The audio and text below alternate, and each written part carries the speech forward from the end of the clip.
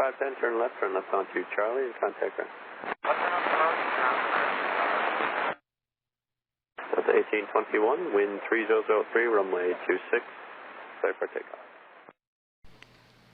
Hello YouTube, welcome back to the life of a virtual airline pilot. I'm your host Captain Mac, and this is going to be that final episode that is going to take us from the rank of Probationary First Officer to the rank of First Officer, which means we're going to be able to fly some of the regional jets and some longer routes and faster aircraft and so on. And that's what we've been working towards up to this point. In fact, all of Season 1 has been dedicated to our journey, if you will, as a Probationary First Officer. And as you can see, just taking a quick look here, it looks like we've got 23 minutes until we hit that 20-hour mark. Now, I just want to clarify, I said this earlier in the season, you must go over the required minimum hours. So we're required to have 20 hours as a Probationary First Officer before we can be promoted to First Officer. And the way the system works is it actually wants to see you cross over that threshold. So we want to make sure we're at 20 hours in 1 minute. So we need a flight that's at least 24 minutes. Now I just want to address something that came up in the comments a little while ago. And, excuse me, I believe I answered it there, but I just want to address it here real quick anyway. Somebody asked me, when it comes to getting promoted, does that mean I can no longer fly the aircraft from the previous rank? So for example, we get promoted to First Officer, we can now fly CRJs and ERJs and so on. Does that mean I can no longer fly my King Air 200 or my King Air 350 or what have you? The answer to that is no. I can fly any aircraft from my present rank and below. I just can't fly aircraft that are rated for the next rank up. So the next rank for us would, after First Officer, would be Captain. I cannot fly any aircraft that are categorized as a captain level aircraft. So 737s, A320s, 318s, 319s, so on. Those aircraft are all for captains and below. Okay, and I say captains and below because you must be a captain. Well, it's not captains. I'm sorry, it's captains and above. You must be a captain or higher to be able to fly those. But if you are lower than the rank of captain, you cannot fly those aircraft. So we will be able to still fly our King Airs, and I'm hoping to get an opportunity when we make our way over to Europe to do a bunch of flights with the Majestic Dash 8 that I have, or the Q400. Some folks don't like it being called a Dash 8, I guess, but you get it. You know what aircraft I'm talking about. All right, enough about that. So again, we're about to get promoted to First Officer here, and I have purposely chosen our next flight. You saw it briefly there when I first popped up the screen. I have purposely chosen that next flight based on what I want to do once we get promoted. Now, I'm not going to spoil the surprise for you here. You'll find out what we're going to be doing, but it's going to involve some more interaction with the website, and it's going to show you some features that I haven't had an opportunity to show you yet. So I've been babbling on here for about 3 minutes. Let's take a real quick look at that flight again. It's Ameriflight 2123, Phoenix to Tucson, and you can see that the flight time is scheduled for approximately 40 minutes. Now, we're always late on our flight, so it's probably going to be longer than that, and since we only need 24, guess what that means? When we are done with this flight, we will absolutely have the time necessary to be promoted to First Officer, which means the next episode after this one, that's going to start Season 2, and that will be our adventures as a First Officer for Phoenix Virtual Airways. Alright, I'm done bumping my gums here. Let's hop on over to ACARS real quick, get things set up, and let's get this flight underway. I'll see you there in just a second. Alright, a quick look at the ACARS here, just like always. As you can see, I've already gone ahead and grabbed that next bid, Ameriflight 2123. You can see the duration is 40 minutes, just like we said. And of course, we always want to make sure that our current location and our departure airport match up. Now, eventually we are going to do a flight that's going to charge us a jump seat. That's not going to be till quite a ways down the road, but when the time comes, I will show that to you so that everybody gets an opportunity to understand how that works. So enough about that. Let's go ahead and set up the route here. We'll grab a previous route. It's not a big deal. We are going to take the TFD departures, so we'll grab that one there. We'll set up the flight. It's 95 miles. We don't need to go that high. We're flying generally to the southeast. That's the direction of Tucson, and of course that's an even number that we're going to fly at. It's not that far, so we're only going to go to 15,000 feet today, and we're ready to rock and roll. So One other thing, questions come up before, and I thought I'd showed this plenty of times, but just to be sure, once all of this is set up and we've got everything loaded in our sim, you can see right now FS is not connected. That's because I have not loaded the simulator yet. Once I have that loaded, the engines are shut off and the parking brake is set, then I can come up here and I can press this button. Before I set up this information here and put in the altitude, the cruise altitude, that button was grayed out just like this one was here. You couldn't do anything. Now that the flight's set up, I can push start flight once my flight's ready to go. If I push it right now, it's not going to do anything, so there's no point. Alright, that's probably one of the longest ACARS we've had in a while, so let's go ahead and wrap this up. Let's hop on into the sim and let's get this flight done. There she is, ladies and gentlemen, one more time. The apple of my eye as far as flight simulation is concerned, at least at present. That is our beautiful Flight 1 King Air 200, or Super 200, I believe is what it's actually technically called. Anyway, it doesn't really matter. The fact is this is going to be our last flight in this bad boy for a little while. Doesn't mean we're never going to fly it again, but it is going to be probably the last one for a little while. So I definitely want to enjoy this flight. All of that being said, we might as well hop on in here and start firing this thing up.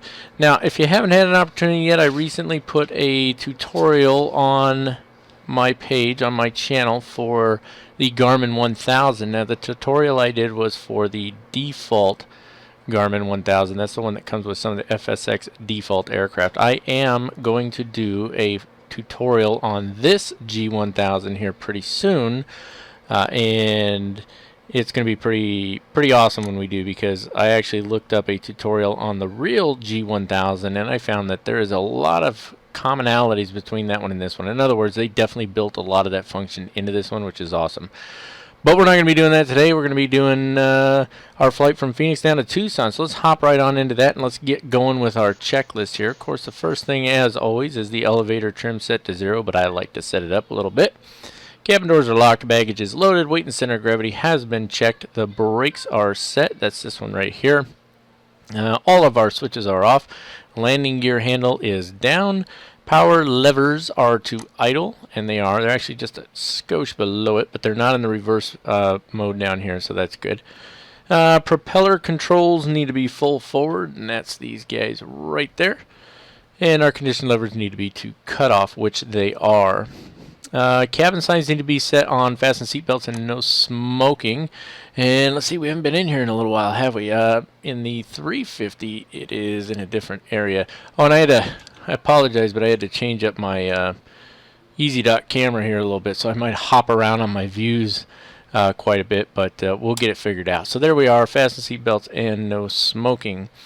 And then we stay over here on this panel. The cabin temperature mode needs to be off. That's this one right here, and it is off.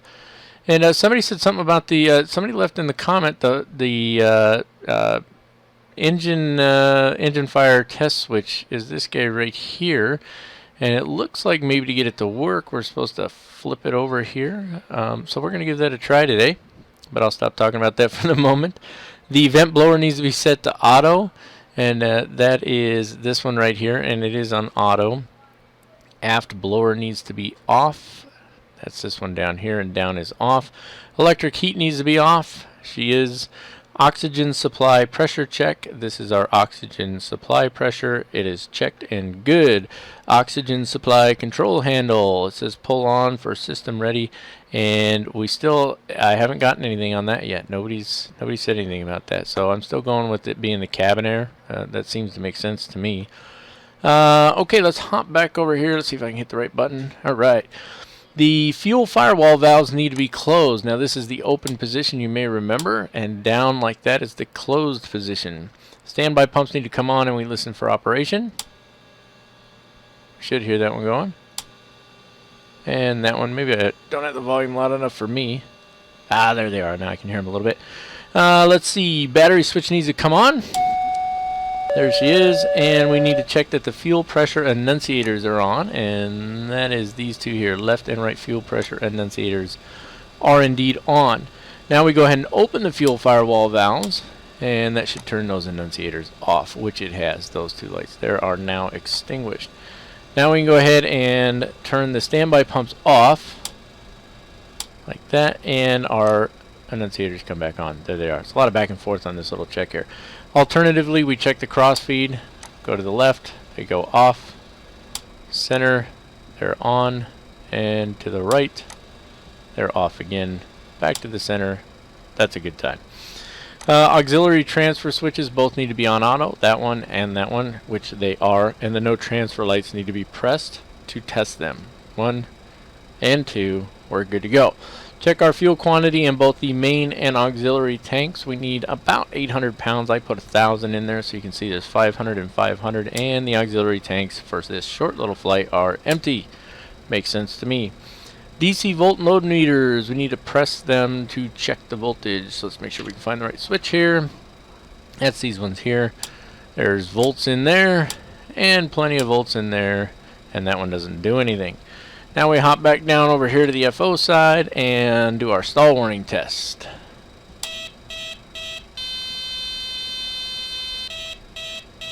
Still annoying, which means it works. Now here's where we do the fire detectors and fire extinguisher test. Now let's go ahead and zoom this out a little bit and see if we can get this right here. So, oh come on, zoom out for me. It doesn't want to now. It should be this one here. Yep, there we go. Now zoom it out a little bit. Alright, so we know we're not pushing on these guys, so let's flip this over here. And left and right engine fire, good. Go back to plus sign. No change there. Left, right. Okay, there we go. Now we're getting something. So let's go back. Nope, wrong way. Go back this way. Okay, there's 1. There's 2. And we should be good to go there. That should be it. So I think we're good on that. So, as a matter of fact, I'll try to remember. I usually don't say people's names on here because I don't know if people want their name to show up. So, for the individual who pointed that out to me in the comments section, if you'd like, I'd be more than happy to give you credit for that in one of my future videos. So just leave me another comment or send me an email, and I'd love to give you credit for that. But I won't do that without your permission. So. For those of you, if you want, you can scan through the comments of my previous videos and you will find eventually the individual who left that comment. So props to him for that. I really appreciate it. Test our annunciator lights while we're here. They're all working good. Traffic. Yep, there's traffic. Thank you. Database has been reviewed. It is valid and ready to go. And the rotating beacon switch is already on. I turned that on before we got started, because that's the way you're supposed to do things. Alright, so that's going to take us right into the engine start procedure, and I'm going to talk you through it one time real fast, and then we're going to just do our thing. So what we need to do is we need to flip on the right engine ignition and start switch, and when we do, we're going to start seeing our N1 spool up, and that's up here. And when that comes to 12% or higher, we're going to move this handle to low idle, which is going to fire the engine. When our N1 goes past 50%, we're going to turn that off. We're going to turn the right engine anti-ice on and the auto ignition on, and we're going to monitor temperature for the engine as well as oil pressure and oil temperature. Once those are all good, that goes to high idle. Then we do the same thing for the left engine with the exception of high idle. Does that make sense to everybody? Don't worry, I didn't forget about the generator. I will be flipping it on. We've shown this many times. If anybody's interested in just a cold and dark start tutorial for this aircraft, let me know and I'd be more than happy to do it. Let's get started. So there it goes right there. You can see spooling up already. Traffic. There's our 12%. Low idle. Engine fires. There it goes 30, 40, and there is 50. So now we turn it off. Let's move over here real quick and turn that engine anti-ice on for all ground operations. Auto ignition Traffic. on. Right generator goes to reset and then on, and of course we're monitoring our temperature. I always keep an eye on the torque as well. We want to also monitor our oil pressure and oil temperature, which are both in the green, so we're good. So that can go to high idle now. And engine 1, or technically it's engine 2, the right engine start is now complete, which means we can move on to the left engine start. To do that, you're supposed to actually turn off the right generator. So the right generator is off. Left engine ignition and start switch goes on. Looking for 12%. There's 12. Low idle. Engine fires up. There's 30, 40, 50. We're good to go. That can come off. That can go on. that can go on. That is the engine anti-ice, supposed to be on for all ground operations. The right generator reset and then on. A left generator reset and then on. And now the right engine condition lever can come down. There it is, down to low idle. And of course we're keeping an eye on our engine temperature up top here, our oil temperature down at the bottom, and our oil pressure. All in the green, all are good to go. Everything is as it should be. That means our engine start is complete. So let's go into our after start and before taxi checklist. First thing we want to do is check our DC voltage and load meters up top here. Small load, this is the load, this is the voltage. Plenty of voltage, small load, that's the way we want it to be. Avionics master switch needs to come on at this point. That was the wrong button. We need that one there. Avionics master is this one right here. Now it's on, we're good to go. Lights are as required. As far as light requirements go, we need our nav lights, recognition lights, strobe lights, and the beacon light was already on. We'll turn on taxi lights before we actually start the taxi. Actually, we'll just go ahead and flip them on because I know I'll forget. And let's see, what does that leave us with? Cabin, temperature, and mode as required. Well, putting it on auto seems to make the most sense to me. So we'll leave that one. That's on low right now. That's good. This is off. Let's turn it to auto. Did that go the right direction? No.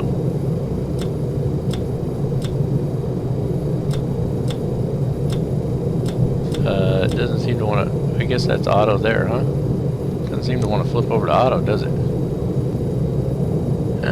Yeah, it looks like that's lined up at auto. Maybe I got it wrong, but if I do, I apologize. Brakes are checked. We're good to go on those, which means everything's pretty much ready to go. We're going to taxi out here in just a minute. As always, I will take care of a few last-minute checks because that's what I like to do to make sure everything's set up properly.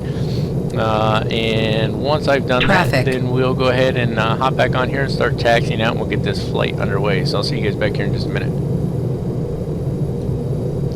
Okay, here we go. All our final checks are done, and we are ready to start taxiing out. We're going to be taking runway 25 right for this departure today. And I see no need for fanfare, so let's go ahead and take that parking brake off. And let's get this show on the road. I've made a few changes for this flight, this video. I made quite a few changes actually. I've got a new yoke. I want to get a. Oh, wait a minute. Oh, we messed up. Oh no, I messed up. ACARS is not started. Okay, so here's what I'm gonna do. You know what? That's actually I'm glad that happened. Hopefully you guys can see the little thing there.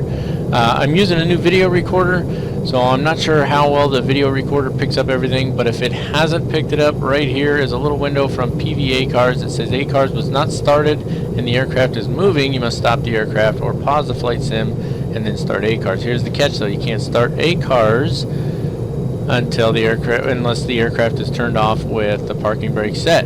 So here's what I'm going to do. I'm going to take care of all that real quick, restart the aircraft, and yeah. So yeah, well, it's kind of silly, but you know, it is what it is. So I'm just going to pause the video here real quick. Let me clear that out. I don't know if you saw it or not, but I'm going to pause the video here real quick and take care of that. So I'll be right back. Alright, I'm actually kind of glad that happened. I went ahead and I'm going to leave that in the video just so that you guys see that. So if you do forget to start your ACARS, which can happen on occasion, you're going to have to set your parking brake, shut your engines down, start ACARS, and then restart your engines, which is what I just did. But I didn't make you sit there and go through it with me. So that being said, enough of that embarrassment. It's a little embarrassing, but you know what, it happens. So it's good that you guys saw that. And now we can go ahead and actually taxi out here on over to runways, and see, there you go, we got our passenger loading completed. So let's taxi on over. We're going to runway 25 right, and we'll just let this aircraft roll out. And as always, I'm not going to make you watch the whole taxi. 25 right is going to probably take us about 5 minutes to get there, and my videos are already extenuously long. My wife constantly reminds me that I talk too much. So that being said, we'll just get started on the taxi here. Once again, if you leave your or you don't start your ACARS before starting your engines, and when you go to pull out, you're going to get that little warning, and then of course you're going to have to go back. You're going to have to shut down your engines, and make sure your parking brake is set and then redo things. Of course, the big issue with that is, you know, in this aircraft, it only took me a couple minutes to do it. It doesn't take that long to start up on this, but some aircraft, the start procedure can be a little more complex. It's not as simple as just shutting down the engines. So just keep that in mind. Always try to remember to start your ACARS. You're getting a little flow. It's been a little while since I've actually had an opportunity to do a flight and put a video together, so I'm not surprised that I actually forgot to do that, but not too big a deal. Anyway, we're going to turn on to taxiway Delta here. We'll take this up. Actually, we're just going to cut right across here. No reason to go all the way up. We're going to cut all the way across to Echo, because Echo is the taxiway we should be traveling on, if I remember correctly. I don't know the procedures per se, but yeah, I get the point. There's a nice view of the Air National Guard Center over there at Phoenix Sky Harbor, and we will definitely be doing more flights in and out of here as time progresses, but it's looking like this might be our last one here for a little while. We'll see what happens. Actually, I think we're going to be flying right back here from Tucson in CRJ for the plan that I put together. But I don't want to spoil the whole surprise, because there's actually a lot more to it than that. We're going to be going somewhere new and exciting, and it's going to really be a cool adventure, man. I'm looking forward to the whole thing. We're taxiing really slow here. I'm going to get going. So here's what I'm going to do. We got to go all the way to the end down here, 25 right. So I'm going to taxi on down there. I will pause the video so that you don't have to sit here and stare at much of nothing and listen to me bump my gums forever. Once we get down there, we'll hop back on. We'll go through our before takeoff checklist, and we'll get this bird up in the air. So I'll see you guys back here in just a minute. Well, at this rate, it'll probably be like 20 minutes, but you get the point. For you, it'll only be seconds. Okay, I'm done.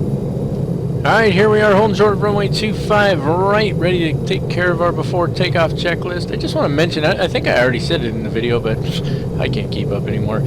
I'm using a new recorder for this one. It's the Shadow Play that comes with your NVIDIA GeForce experience, and I just want to throw that out there. It comes, you know, I've got a GTX 980 graphics card in my computer, and because I have NVIDIA graphics card, I get to use this Shadow Play. Now, the reason I switched to it, I was using Fraps before, and the fact was, if you look here, let me see if I can get it to show up here.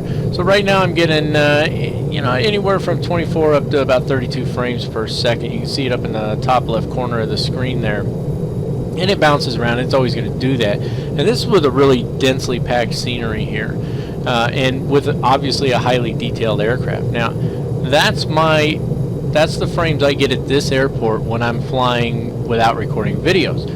When I use Fraps, that drops down to like 12 frames per second now. And when I first got this computer, it wasn't dropping quite so low, but now it's dropping really low, and it's driving me nuts. So I'm giving this new video recorder a try, and it's doing the weirdest little thing. When I take the videos and I load them into my video editing program, it changes my voice. So I've been having all kinds of fun trying to figure that out. But I did get it figured out. You'll notice that, because I don't sound completely weird. Well, I probably sound weird, but you get what I'm saying. My voice sounds like it normally sounds. Alright, enough about that. Sorry, had to throw that out there. Using a new video recorder. Let me know if you notice the difference when you're watching the videos. So the last episode 17 was recorded using my old video recorder, and this one is recorded using the new one. If you happen to notice the difference, please throw it down in the comments. I'd just be curious to know if you guys notice the difference. Okay, I'll shut up now. Let's go ahead and take care of our before takeoff procedures. First thing we need to do is make sure that we arm our auto feather switch, and that's this guy right down here. It is now armed. Propeller feathering, we already checked that manually. I didn't do it with you. I'll go through that one day if you want me to, but I'm not going to do it right now. Fuel quantity is good. Engine instruments are good. Flight director needs to come on if it's not already. That's this guy here. There's the flight director. Bleed air valves need to be open. Wrong button. Bleed air valves, they are both open right now, so we're good to go on those. Annunciator lights need to be extinguished or considered. Left and right engine anti-ice are supposed to be on, and those are the auto ignition switches there. The engine anti-ice will come off once we're airborne unless we're in icing conditions. Transponder needs to be checked. Let's hop back over here. Transponder, I'll pop this up for you real quick. Transponder right here, it is on 1200, so we're good to go there. Go back, don't worry, I will teach you all of this stuff eventually. If you're excited to see that soon, let me know down in the comments and I'll get it out there as quick as I can. Ice protection as required. The only thing we need right now is the engine anti-ice switches to be on, Engine auto ignition as required, we've got those on. PFD altitude and heading is normal. GPS position is valid. Standby attitude indicator is erect, normal, and no fail flags in view. Now, these are not fail flags. This is localizer and that's glide slope, and of course neither of those are active right now because we don't have one tuned in. So the last two things we want to do is set our flaps and turn on our landing lights. Here's the landing lights, and you can see the flaps right here. I'll move them with my little fancy dancy, fancy schmancy throttle quadrant that I have over here because it makes me feel special. And we're good to go. So the brakes can come off. Let's make sure they did. Brakes are, that's this one here in case you're wondering. That's on, that's off. We're ready to go. Let's go ahead and taxi out. We're going to do a rolling takeoff just like we normally do here. And once we get this bird up in the air, if all goes well, and hopefully it will, we'll take care of that after takeoff / climb checklist. Now, I may have mentioned this before, but I'm going to go ahead and throw it out there again. Sometimes you'll see me, I'll start talking and just kind of doing a couple things, and I'm not really going right into the checklist. Step one is to fly the airplane. It doesn't say that on the checklist because it's simply a given. No matter what you're doing, no matter what phase of flight you're in, no matter what's going on, you must fly the airplane first. If you're not flying the airplane, then it doesn't matter what your checklist says. It doesn't matter what you do because you're going to die. We don't want to die. So fly the airplane first. That's what I do.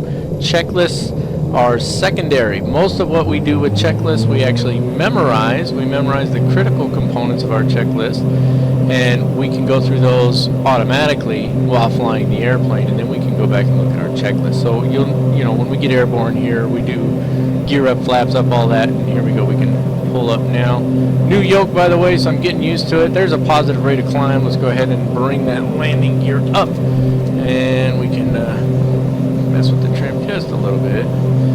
Speed's coming up pretty quick, so I'm just trimming the airplane down just a little bit, making sure my switch is working properly here. It is.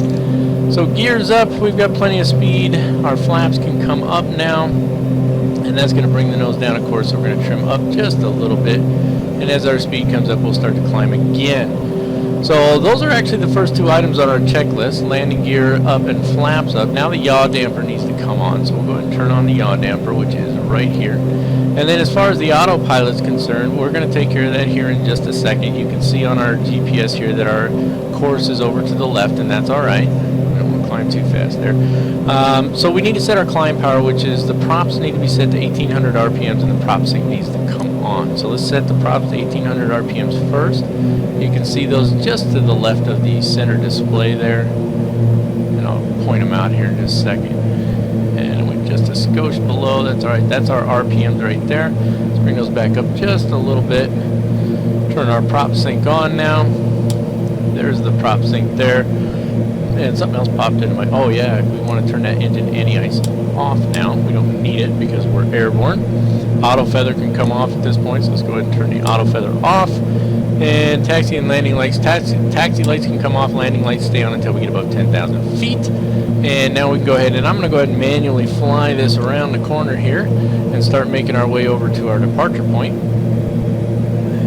So we'll just go ahead and get a nice smooth turn going here. There we go. Now, in case you're wondering, there is in fact a turn slip coordinator on this, and I will show that to you when I do the GPS tutorial, the G1000 tutorial, the advanced one. There is a turn slip coordinator on this, and I'm trying to use it. I'm not doing a very good job. So for those of you who know where it's at, you probably noticed that already. Alright, so as we're coming around the corner here, our climb power is set. Our torque's gotten a little bit high there, and you know what? One of the things I think I've mentioned before, I have a friend who flies King Airs for a living, and he told me that they will not over torque when the engine anti-ice is on. So what I should have done is I should have made sure that I pulled the throttles back before I turned the engine anti-ice off. That would have been a good idea, right? Let's take a quick look at our GPS here, see where we're going. So we want to go ahead and we're going to turn nav mode on. Maybe we've got to turn autopilot on first. Now nav mode. It's not going to go into nav mode, so let's rotate our heading around here. There we go, heading mode. We'll hold this heading for a second, and let's see here. Now we can go ahead and start turning a little bit more. We and rotate our CDI. Now, if you press the CDI button here, we want to press that to GPS. Now we can push nav mode, and it's armed now.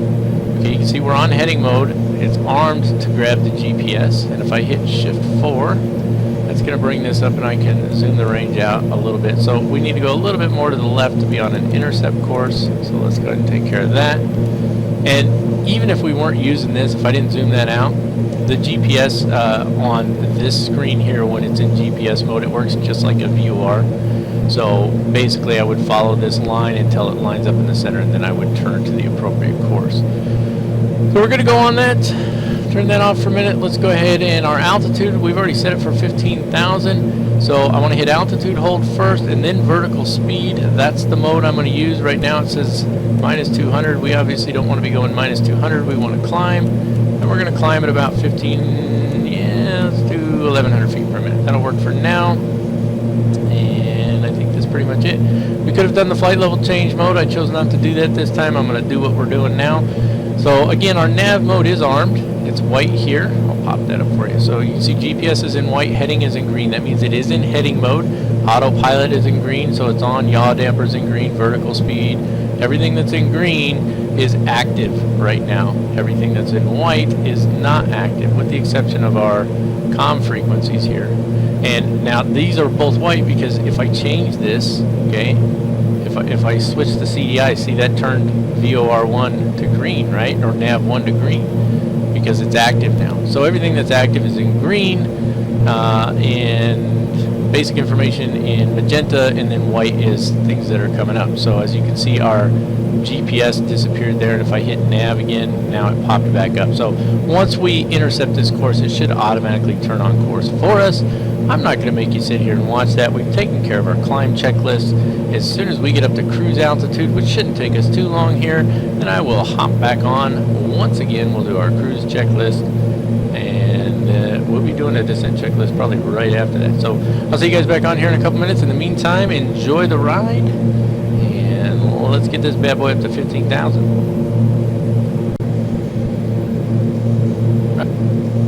Alright, as you can see, we're just about at our cruise altitude of 15,000 feet. We won't need to be changing our altimeter, at least not until we're getting close to our approach here. And there's just three things we got to take care of. First is we want to set our cruise power in accordance with our cruise power tables, and I've gone over those with you a few times before.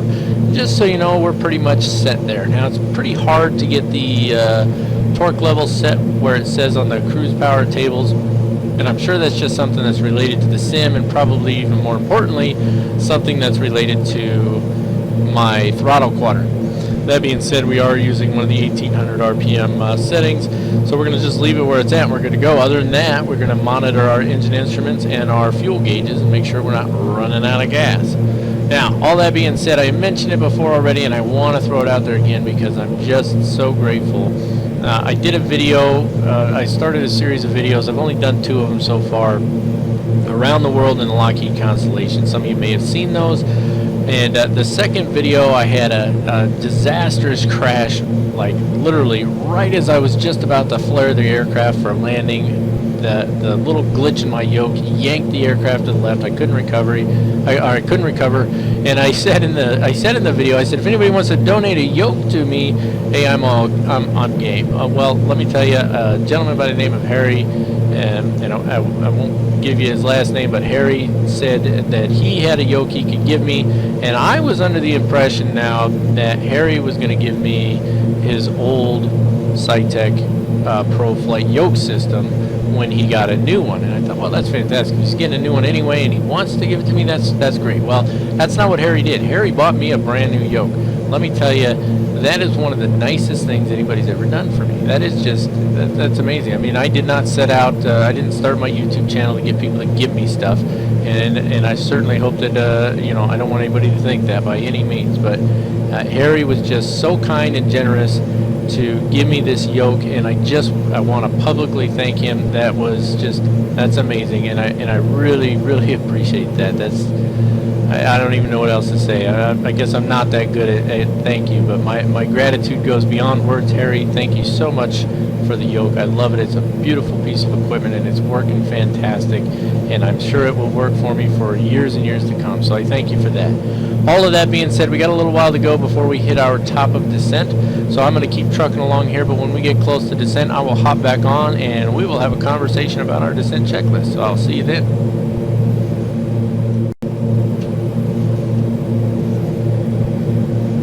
Coming up on top of descent here, and we need to go through our descent checklist before we get started. So the first thing we need to deal with is our cabin pressurization controller needs to be set to landing field pressure altitude plus 500 feet. And we've gone over this a couple times before, but so I'll just breeze through it here really quick. You want to take the difference between standard pressure, which is 29902, and the field pressure, which in this case is 29905. So the difference of 0.03, multiply that by 1,000, that comes to 300. And because the pressure is higher than standard, you subtract that from the landing field altitude, which is, I wrote it down here, it's 2,640 feet. 2,642 feet is the landing field altitude. So you take 300 off, that would be 2,342. Let me hop down here real quick. Let's just move over here. And so we want to set this to 2,342 feet. Let's see, brain's not working right.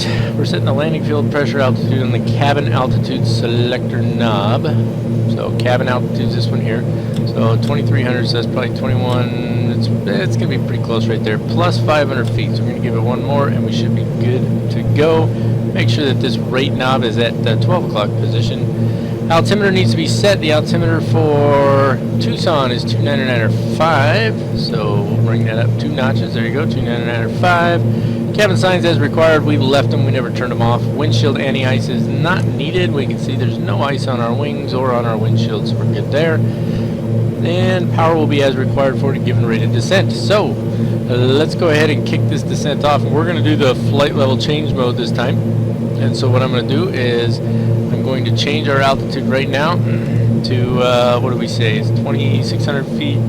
So let's go down to 4,000 for now, and then we'll hit flight level change. And then what will happen here now is as I back this power off, bring it down there a little ways, and what will happen is the aircraft should try to maintain 222 knots by using the vertical speed to do so. And there you go, you see we're starting to descend now, and we'll descend at a higher and higher rate until the speed comes up, and when the speed comes back up around 220 knots, the rate of descent will slow slightly. Now that alarm is just because I got a little too far back on my throttles. You can see on the turbine it's at 79 there. If it drops below 79, basically to 78, then you start getting that alarm. So when you pull those throttles back, you want to keep them just a little bit above.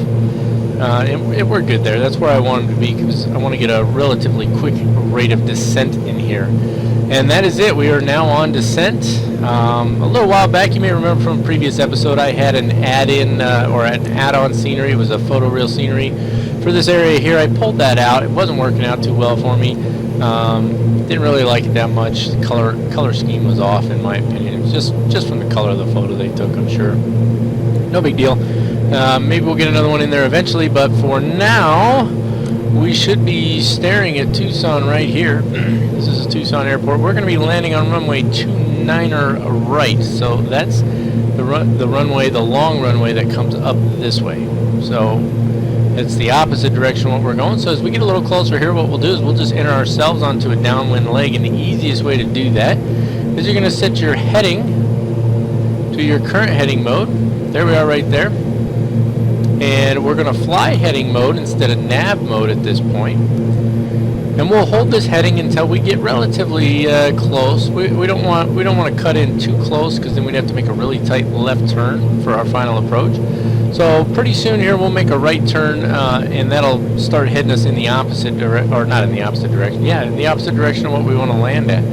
So if we look over here, I'll pull this up for you real quick. Shift 4 pops up this guy, and then we can hit flight plan. And let's see, pretty sure we put the runway in here already. Press on our cursor there. Whoop, wrong button. Come on. Flight plan, press the cursor. You gotta, this thing's really picky about where you grab it at. Where are we at? Runway 29 is what I'm looking for. There it is right there. Looks like it's 303 degrees.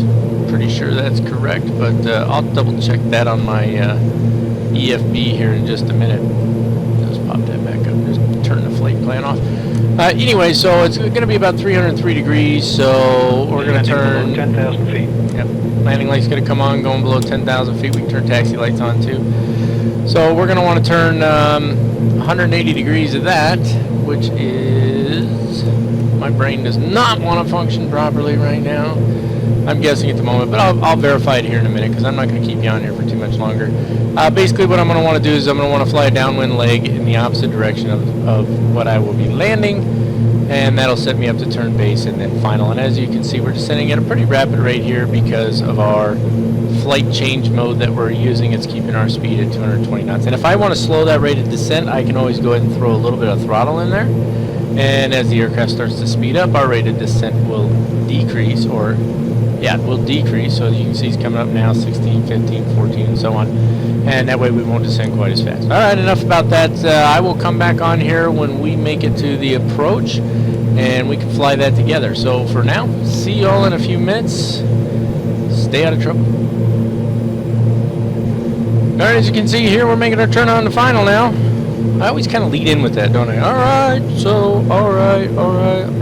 That's my pet word, I think. That's my pet word for flight simulation tutorials. Let's go ahead and take care of our approach checklist real quick before we actually get on the approach, because we're very close here. Pressurization has been checked. Cabin signs are on. Auto feather switch needs to be armed.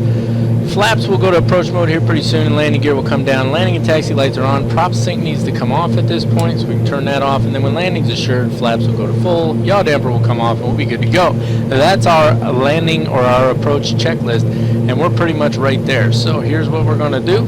We're going to go ahead and turn the autopilot off at this point, and that'll also turn off the yaw damper, or we can turn off the yaw damper at this point. Flight director can come off. And let's go ahead and back those throttles back just a hair, and let's start descending down to the ground here.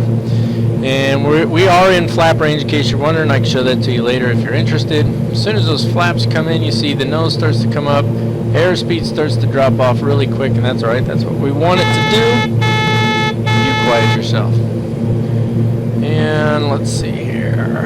Let's go ahead and get a little downward trim in there.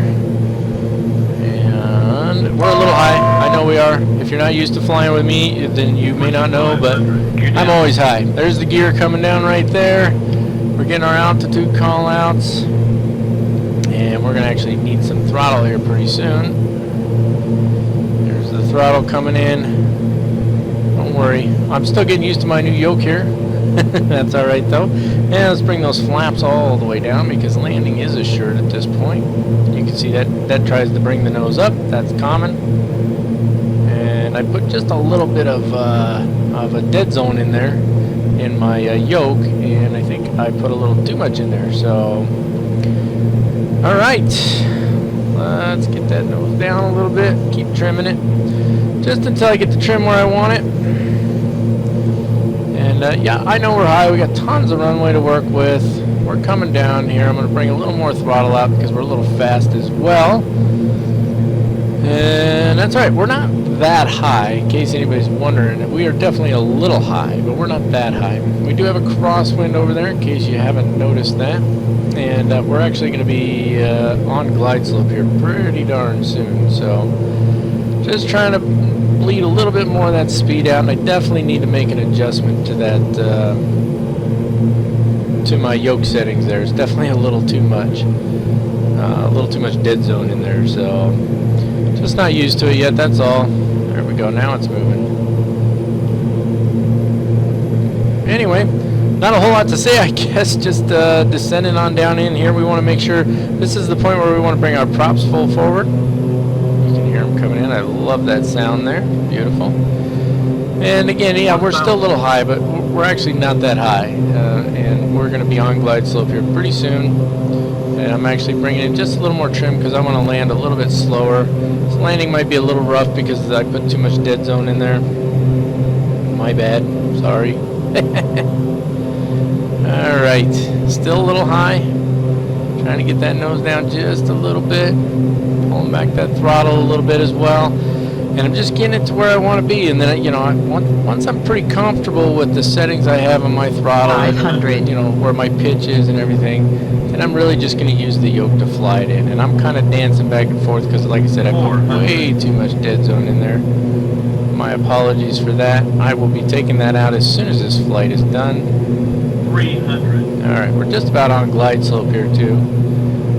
That's gonna, there we go. Now it's coming in. I want to bring a little throttle in because I don't want to get too slow. All right, so it's just a little throttle coming in, and I'll shut up now and let's listen to our call outs. 100. 50. 40. 30. 30.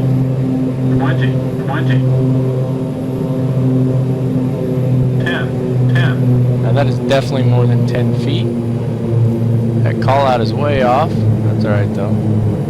Oh, pulled back a little too hard there. Come on. See, I'm just getting used to this yoke still. But at least it's not jerking to the side. Oh, that wasn't too bad. Nice little minus 53 feet per minute. Little reverse thrust there. Reverse on the props. Oh yeah, I love it. I love it. Slowing down nicely, and we'll be able to take this turn right here. Ooh, a little bouncy on our on our brakes there. That was me. That's all me. All right, not too bad. That was actually a pretty smooth landing. I haven't flown in a little while, actually, believe it or not. So I'm not too disappointed with that. I do need to let's bring those flaps up. I definitely need to adjust that dead zone on my throttles there. Let's get the left and right engine anti-ice on.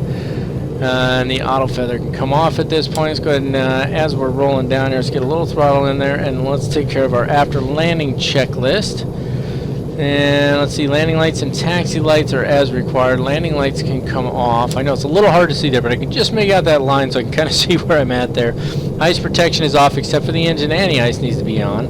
Engine auto ignition needs to be off at this point, so we'll turn both of those off. Electrical load will observe limits. Trim set and flaps up, those are all done, so we're good to go, so we can taxi on in here.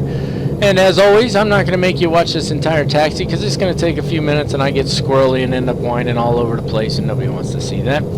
So I'll be back with you here shortly. We will wrap this flight up and we will call it a completion for Probationary First Officer. So I'll see you back here in just a minute. Here we are, ladies and gentlemen, parked, not at the gate, I think I parked in the cargo area, but that's alright, it doesn't really matter because we're going to be offloading passengers to the tarmac anyway. So let's take care of this shutdown checklist real quick. First things first, the parking brake needs to be set, which it is. Let me pop that yoke out of the way. Oh, you can see I got rid of my my dead zone in there, so hopefully it'll go a little better next time. Avionics master switch needs to go off. This guy right here. Auto feather switch is already off, so we're good to go there. Light switches all need to come off, except for, you guessed it, the beacon switch. Beacon switch stays on. Cabin temperature mode needs to go off at this point. That's this one here. Now it's off. We're good to go. Vent blower needs to go to auto. We never took it out of auto. Radiant heat needs to go off. I have never seen the radiant heat switch, so yep, not messing with it. Battery is charged. ITT needs to be stabilized at a minimum temperature for at least 1 minute. That's this right here, and it is because I waited a minute. So condition levers will go to cut off at this point, and then we immediately feather the props. So condition levers are cut off.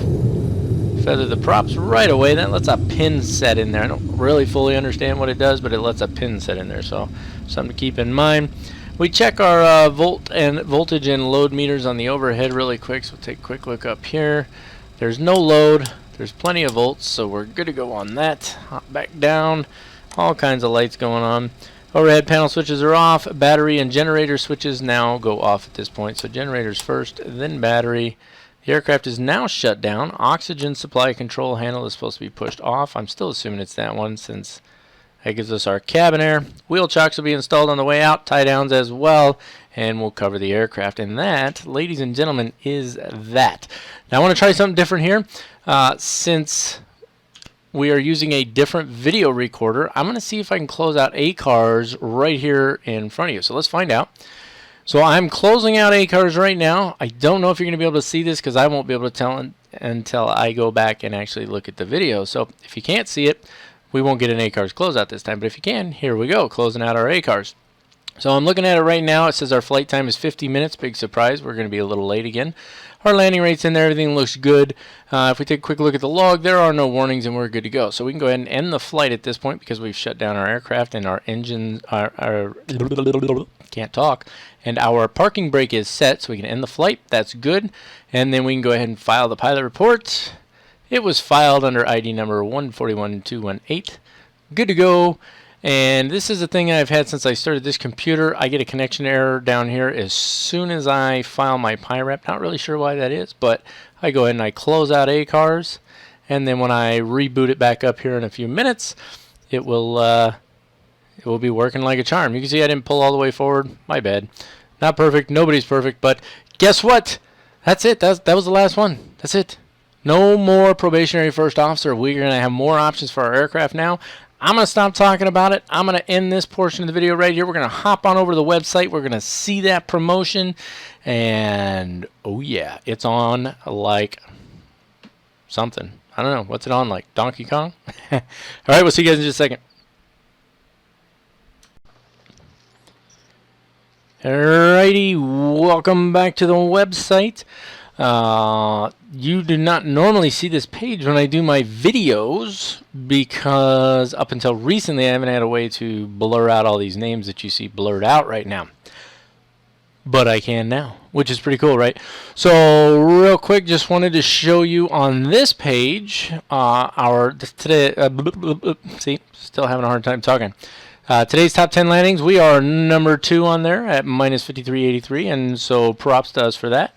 But what we really want to do is we want to go down here, click on Pilot Tools, click on Pilot Center, and bam! There it is. That was probably a little loud, wasn't it? There we are, first officer. Ladies and gentlemen, we have made it. I need to like find a trumpet sound to put in here. We are here. We are now first officers. We are no longer stuck at probationary first officer. And now we have 80 hours to go until we make captain. So we need a total of 100 hours for captain. So we're going to need another 80. And that's going to be some work. So for the first episode of season 2, which will be the next episode that I do, we are going to look at some bidding of flights again. And we're going to be able to see that we have more flights available to us, but also I'm going to introduce you to something called missions. And it's not missions like you typically think of with FSX, but instead if you went down here to activities, we will be taking a look at available missions right here. And I'll show you where that's going to lead us. So, surprise coming up with that. Other than that, that's it. This is the conclusion of Season 1 in the life of a virtual airline pilot, and it has been an exquisite journey. I've enjoyed every moment of it. We've learned a lot along the way. I've learned a lot. I hope you have too. And I've had a great time with this. I'm really enjoying it. Got quite a few subscribers now. I think we're up close to 70 subscribers. I'm very excited about that. And I'm just looking forward to doing the next video, really. It's just been a good time, folks, and I really hope you've enjoyed it as well. And if you have, please give a thumbs up to the video, a like, a share. You can share it wherever you want. Spread the word, spread the news. Let everybody know how awesome we are over here. We're having a good time. And as always, I do ask if you would please subscribe to my channel. Makes me feel special inside, and of course, we all want me to feel special, right? All I hear is crickets. I'm not getting it. Okay, guys, been a good time. Until next time, this is the conclusion of Season 1 in the life of a virtual airline pilot. I will see you at Season 2. Eric 510, turn left onto Charlie, and contact her. Delta 1821, wind 3003, runway 26, clear for takeoff.